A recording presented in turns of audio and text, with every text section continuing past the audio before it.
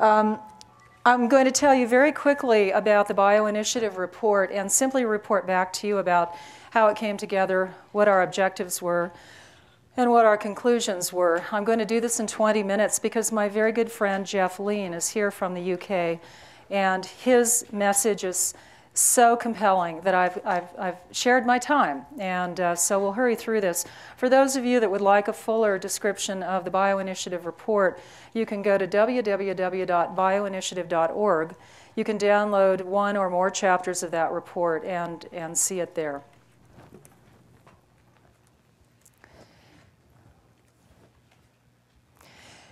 In 2006, a number of scientists, public health experts, and public policy people were meeting in Cancun in Mexico at the Bioelectromagnetic Society and came together at some level of frustration to be at yet another meeting of BEMS where there didn't appear to be recognition that the body of evidence for non-thermal or low-intensity effects with chronic exposure to non-ionizing radiation exists as an important body of science, and it wasn't causing people to then look at public health actions that might be warranted and so on.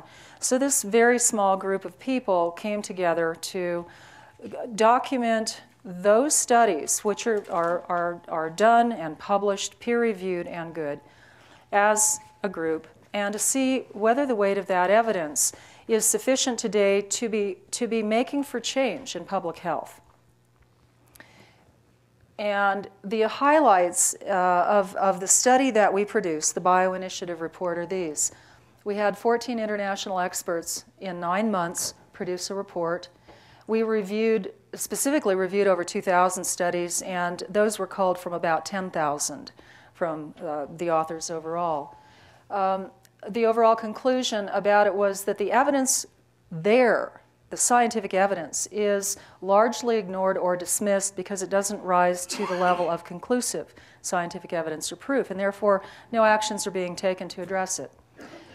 An important finding, or perhaps translation, is that it isn't the heating that we should be concerned about, and that's how our existing standards govern exposures. But it's, in the broadest sense, if you choose one word, you might choose the word informational content. Something about the signal imparts information, and that information is important to the body, and the body responds. Therefore, the existing safety limits we have, which are based on the old theory of heating or thermal effects, are obsolete. There may be no lower limit that is safe. We don't know. And we do need new, and we're going to call them biologically based standards, that are relevant to the environmental levels at which we see effects occurring. And finally, children are most at risk. The areas that the chapters review, with the scientific chapters review within the report, include genotoxicity, brain tumors and acoustic neuroma, electrohypersensitivity and immune function is one chapter, childhood leukemia, male and female breast cancer, neurological diseases like Alzheimer's and ALS. Miscarriage and loss of fertility was intended to be included because there is a very large literature, but we lost the person who was able to do the work, so it's missing there. And then there were a number of neurological and behavioral effects that addressed insomnia, sleep disorders, memory impairment, cognitive function effects. Genotoxicity was a large chapter done by Henry Lai, and I won't read through this, but the conclusion is that there is substantial evidence that under some exposure conditions, RF is genotoxic, meaning it will damage DNA, create micronucleation, and extremely low frequency ELF, EMF has also been shown to be genotoxic and cause DNA damage, a necessary precursor for cancer.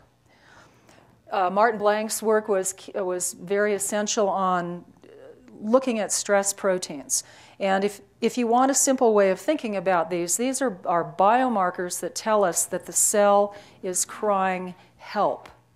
This is a mark of stress, a physiological marker, which indicates that the body is receiving some sort of a signal or an exposure that is adverse. And it could be heat, it could be heavy metals, it could be chemicals. And now, of course, ELF and RLF, both of these exposures create increases in this adaptive response, which is the generation of heat shock proteins. So that's a really good benchmark. And it's occurring at energy inputs, if you will, about 1 billion times different, ELF and RF. So what's going on here isn't thermally mediated. Ole Johansson in Sweden did the immune function and electrohypersensitivity chapter. And summarizing, he documents very large changes in immune system biomarkers, allergic responses, inflammatory conditions, and negative effects on pregnancy he did not include but are also included in the overall literature. Effects on pregnancy, effects on fertility.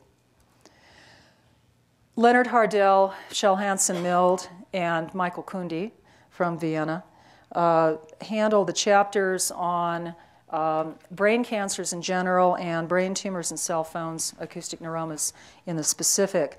And Leonard Hardell, as you know, has created a body of science indicating that cell phone use at 10 years and longer, particularly where it's ipsilateral, or where you use the cell phone on one side of your head more than the other, at 10 years and longer use at about an hour a day is related to about a doubling of risk of malignant brain tumor or glioma, and about the same for acoustic neuroma. And for children, Leonard Hardell's later work, not included in the bioinitiative, showed that it was something like a 5-fold or a 500 or more % increase for children who use cell phones in their early years and teen years. By the time they're in the 20 to 29 age group, they have more than a 500% increased risk of malignant brain tumor. Another important finding from the work of Hardell and others publishing on brain tumors and acoustic neuromas is that cordless phones are also implicated, cell phones and cordless phones. And of course, we're looking forward to the final interphone analysis, and I think most of you know what that is now. We're all waiting to see what they'll say.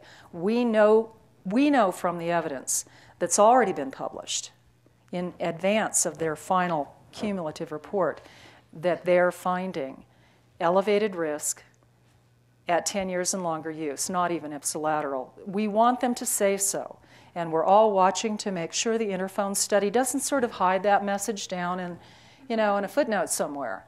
And we don't want to see an all-clear message, oh, except for the fact if you use one for a long time.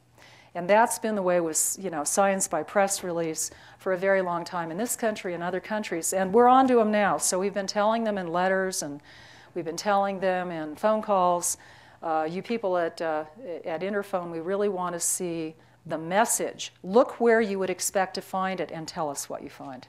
And it's, as Jeff and I keep saying, it's imminent, but we really don't know when they're going to publish. Anybody know here? Does anyone? No. All right, neurological effects were covered by Henry Lai in a very extensive chapter. He's done a huge amount of pioneering work. And generally, he's able to establish that under some exposure conditions, effects on neurophysiological and cognitive functions are well established. And these are established at levels that are everyday levels. They will be at cell phone, cordless phone, Wi-Fi, cell tower levels. I'm going to skip on here because my time is short. But I do want to point out that Michael Kundi, in his chapter in Pathophysiology, which is a new journal, special issue just issued, basically taking the bioinitiative and publishing it in a peer-reviewed journal. Michael has updated his bioinitiative chapter and found that we do see effects in studies reporting on cell tower level exposures of radio frequency down to about 0.01 microwatts per centimeter squared, but not below that.